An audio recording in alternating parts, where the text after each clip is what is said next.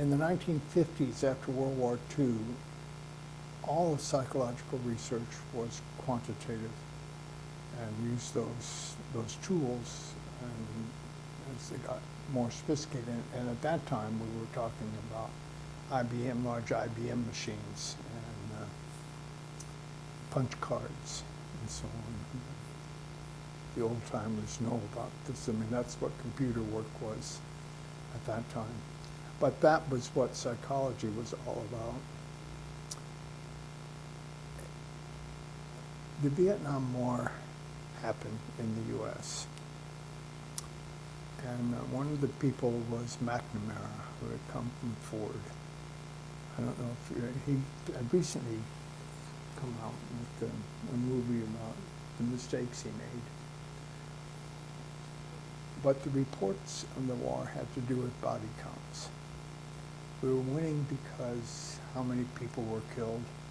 Calculations had to do what would be the cost. Well, it would cost 100 lives to get, American lives, to get 1,000 Vietnamese, northern Vietnamese.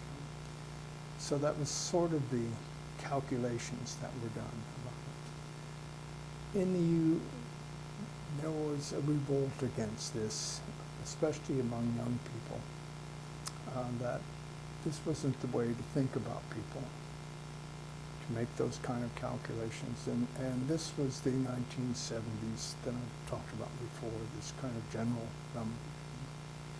Part of that then had to do with we needed a new way to study people, and that was the beginning. Qualitative research didn't happen first. It was that we needed a new way to study happened. And qualitative research was a response to that. One which I don't think is, I mean, we still haven't worked it all out, how to study human beings. But part of that response then, and that's what the first generation, going back to that, was about, was to justify within a context where mainstream psychology, especially, and the other human sciences, was based on statistical models, which were the kind of thinking that we were using in making choices in the Vietnam War.